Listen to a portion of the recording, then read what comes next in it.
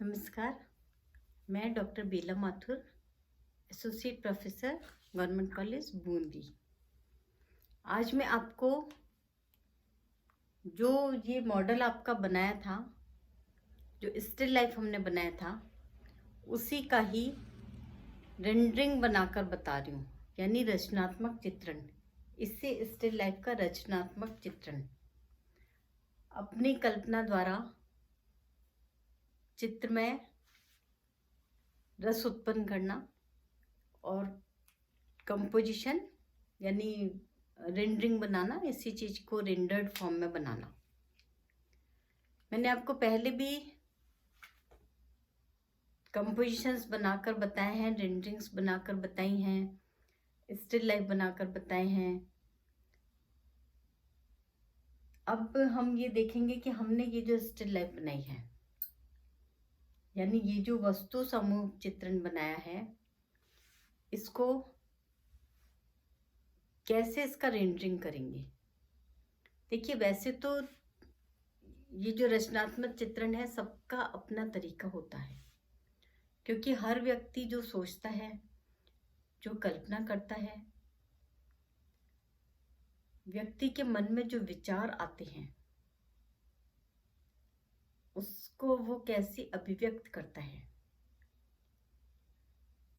क्योंकि हमें इसको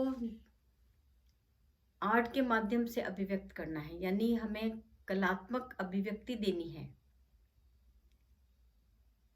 तो हम इसको, इस रचना को हम थोड़ा चेंज करेंगे, मॉडिफाई करेंगे। हम ये देखेंगे कि लोटा है तो लोटे के काफ़ी भाग है। लोटा ऐसे भी रखा हो सकता है, लोटा इस तरह से भी बनाया जा सकता है। ये हमारी कल्पना है कि हम उसको रचनात्मक रूप कैसे दें। लोटे का ऊपर का ही आधा पोर्शन अलग से बनाया जा सकता है, नीचे इसका जो पैंदा है वो भी अलग से बनाया जा सकता है। एक ही वस्तु के हमारी मानसिक अभिव्यक्ति द्वारा या हमारी मानसिक परिकल्पना द्वारा एक ही वस्तु को हम किसी भी तरह से, कई तरह से हम चित्र के माध्यम से अभिव्यक्त कर सकते हैं। जैसे सपोज करिए कि लोटा है, ठीक है, हमने इसका ऊपर का एक भाग बनाया, बस इतना से भाग बनाया हमने। इसको हम यहाँ पे, ठीक है, लोटे का जो पैंदा है, ऊपर लोटे में गोलाई है, हम इसको गोलाई को यहाँ भी दे सकते हैं।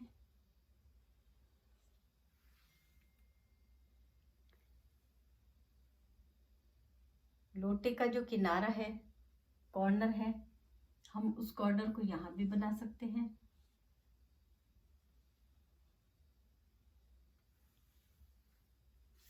यानी आप गोल, चौकोर, ट्रायंगल किसी भी तरह के रूप ले सकते हैं। प्याज है, प्याज को छील के प्याज की कई शेप हो सकती है।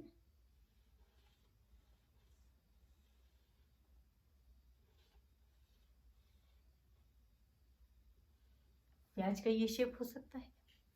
ऊपर का जो प्याज का ये निकला हुआ पोर्शन है, यानी ये पोर्शन बन गया। प्याज का जो गोलाई वाला पोर्शन है, उसको हमने चौकोर शेप दे दिया। यानी हमें जो भी अभिव्यक्ति करनी है, वो माध्यम हम अपना रख सकते हैं। उसमें आप चाहें तो आप बॉटल का जो ऊपर का पोर्शन है, ऊपर का पोर्शन है बॉटल का,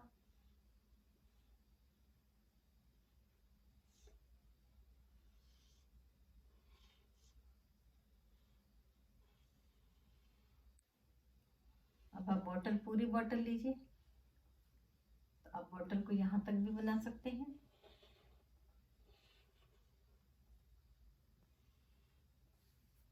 ऐसा बना सकते हैं। बॉटल का जो पैंदा है, उसको हम इस शेप में भी ले सकते हैं। हमें किसी ने बताया नहीं है कि हम उसको गोल ही लें, ऐसा कुछ आवश्यक कुछ भी नहीं है, तो हम उसमें शेप अपने हिसाब से चेंज कर सकते हैं।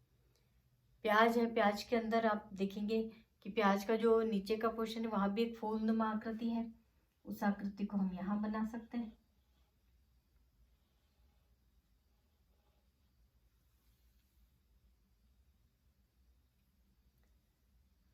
गोल प्लेट है, प्लेट की गोलाई हम यहाँ दे सकते हैं। गोलाई ना चाहें तो हम इसको ये वाला शेप दे सकते हैं।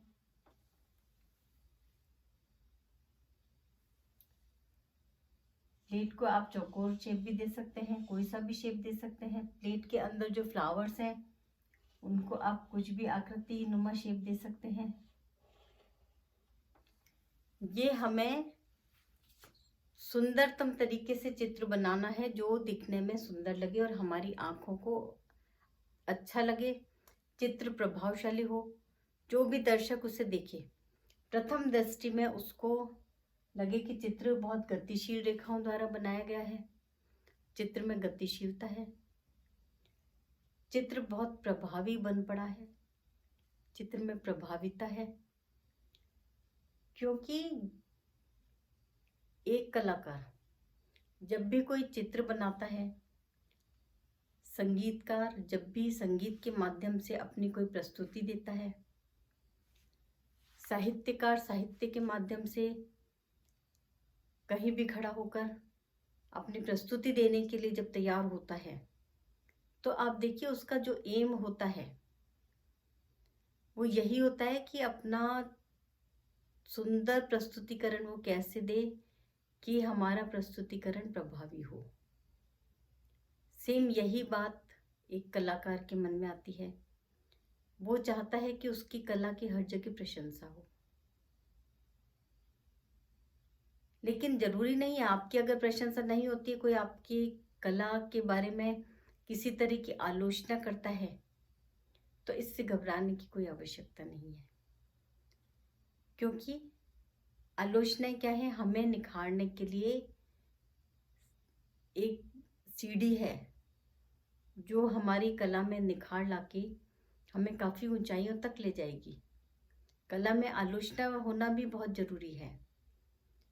जरूरी नहीं कि हर कला की प्रशंसा ही हो। अगर आपकी आलोचना होती है तो आपको उसमें निखार लाने के लिए वो प्रथम सीढ़ी है कि आप ऊंचाइयों पर पहुंचे। इसलिए जो आप अभिव्यक्ति दे रहे हैं वो आप अच्छी से अच्छी अभिव्यक्ति दीजिए। ये नहीं सोचिए कि इसका अंजाम क्या होगा। हो सकता है आपकी बहुत ज़्यादा प्रशंसा हो और कहीं कहीं आपकी आलोचना भी हो, तो कोई घबराने की बात नहीं है। क्योंकि अभी आप फर्स्ट ईयर में ही हैं, इसलिए आप अधिक से अधिक अपनी रचनात्मक अभिव्यक्ति को तैयार करें कि आप किस तरह से सुंदर चित्र बना सकते हैं। और आपके मन में एक वो जो जिस दृष्टि से आप सोचने लगेंगे, धीरे धीरे वो चीज़ प्रबल होती चली जाएगी। आप जहाँ स्थायित्व चाहते हैं, जहाँ अपने पैर जमाना चाहते हैं, तो आप इसको रचनात्मक ढंग से अगर देखेंगे तो आपका देखने का तरीका भी वही हो जाएगा कि आपको इसमें अपने आप रचनात्मकता नजर आने लगेगी। अब ये रेंडरिंग जो हम बना रहे हैं, ये जब हमने देखा सीखा, फिर नेचुरली मतलब हमारे मन में अपने आप वो रचनात्मक विचार आते चले जाते हैं। इसीलिए मैं आपको कह रही हूँ कि आपकी जो ये प्रथम वर्ष है, ये कला में आपकी अभी प्रथम सीढ़ी है। आप एक कलाकार, अच्छे कलाकार बने, मंजे हुए कलाकार बने, आपकी कला की लोग प्रशंसा करें, तो ये हमारी कला को समझने जानने के लिए प्रथम सीढ़ी है। इसलिए आपको घबराने की कोई आवश्यकता नहीं है। आप लोग प्रैक्टिस करिए। जैसे जैसे आपका निखार आता जाएगा आपकी कला में,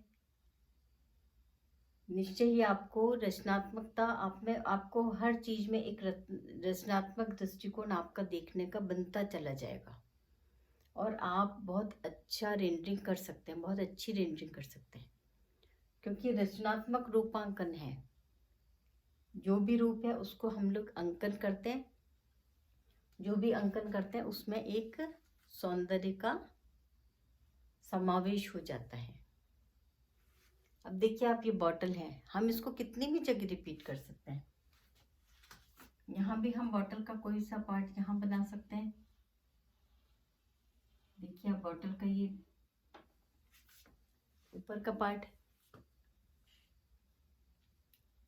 प्याज है, प्याज को आप यहाँ भी बना सकते हैं।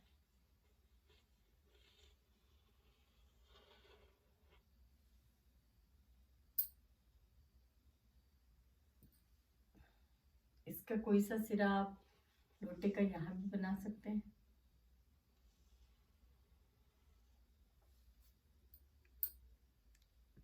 अब बारी आती है कि हम इसको, जो ये हमारा पर्दा है या ये हमारा टेबल है, इसको हम कैसे बनाएं। तो आप इसके लिए यहाँ पे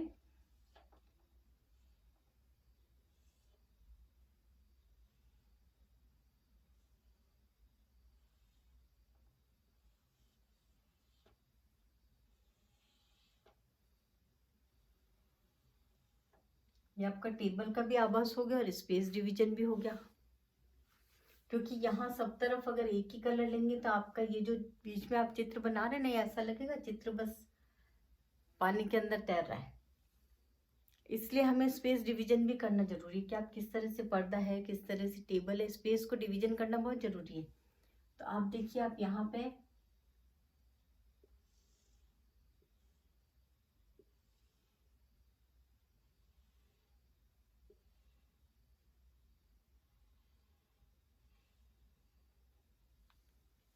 पर्दे का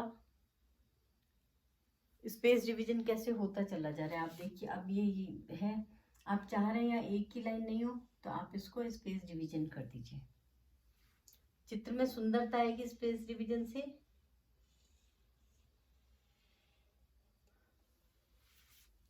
और दर्शक की जो दृष्टि है वो एक स्थान पर रुकी भी नहीं रहेगी।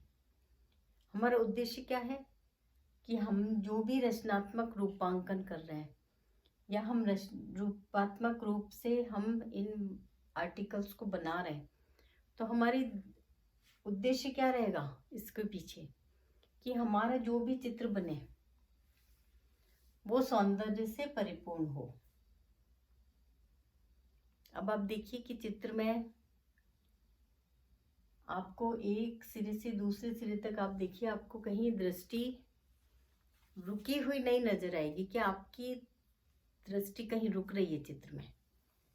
आप ये देखिए, चित्र में आपकी दृष्टि एक तरह से तैरती हुई नजर आनी चाहिए कि जो भी आप चित्र बना रहे हैं आपकी दृष्टि एक सिरे से दूसरे सिरे तक बराबर चलती रहे और कहीं आपकी दृष्टि बीच में रुके नहीं। और चित्र में लाइंस आपकी अच्छी होनी चाहिए, टूटी फूटी कटी हुई रेखाएं नहीं होनी चाहिए। आपकी रेखाएं बिल्कुल चलती हुई प्रबल रेखाएं होनी चाहिए।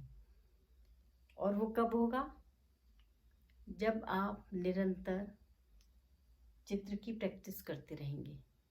आप लोग स्केचेस करिए, जो ये हम मॉडल आपको बनाकर बताते हैं, मैंने आपको यहाँ मॉडल बनाकर बताया, आप इसको स्केच फाइल में बनाइए। ये जो हमने रेंडरिंग बनाकर बताई है, इसी तरह की आप रेंडरिंग स्केच फाइल में बनाइए। एक एक मॉडल की आप 4-4, 5-5 रेंडरिंग बनाकर देखिए स्केच के माध्यम से। फिर जो आपको बहुत अच्छी लगती उसको आप शीट पर बनाइए। उससे क्या होगा, कला के लिए आपका हाथ भी साफ हो जाएगा, आपकी लाइन ड्राइंग्स बहुत अच्छी हो जाएंगी, आपकी लाइंस बहुत अच्छी हो जाएंगी। और जो ये लाइनिंग्स अच्छी होने का जो मुख्य उद्देश्य है कि हम जो भी चीज़ बनाए वो हमारी एक बार में बिल्कुल फिट और परफेक्ट हमारा ड्राइंग बने। ठीक है, इसलिए मैं चाहती हूँ कि आप जब भी रेंडरिंग बनाए कुछ है तो उससे पहले आप स्केचेस ज़्यादा से ज़्यादा करिए, क्योंकि जब भी आपकी स्केचिंग बहुत अच्छी हो जाएगी फिर आप कहीं नहीं रुकोगे। हम लोग अपने स्टूडेंट्स को हमेशा यही कहते हैं कि आप जितना स्केच करेंगे उसमें आपको, अब जैसे रेंडरिंग बनाई तो आपको ज़रूरत नहीं पड़नी चाहिए कि आप बीच में कहीं कुछ मिटा रहे हैं, कहीं कुछ ऐड कर रहे हैं। आप ऐसा, आपका एक वो मंजा हुआ अभिव्यक्ति होनी चाहिए कि आप एक बार में जो भी चीज़ बनाए वो आपकी परफेक्ट बने, एक बार में सही बने। इसलिए मैं आपसे कहती हूँ कि आप लोग स्केचेस बहुत करिए। एक स्केच फाइल ले आइए और उसमें आप स्केच किसी भी तरह के कर सकते हैं, पेड़ पौधे, फूल पत्ती, या आपके घर के कोई भी आइटम्स हो सकते हैं। इस तरह से आप स्केचेस करिए। स्केच अच्छे होने से आपकी रेंडरिंग निश्चय ही बहुत अच्छी बनेगी। धन्यवाद।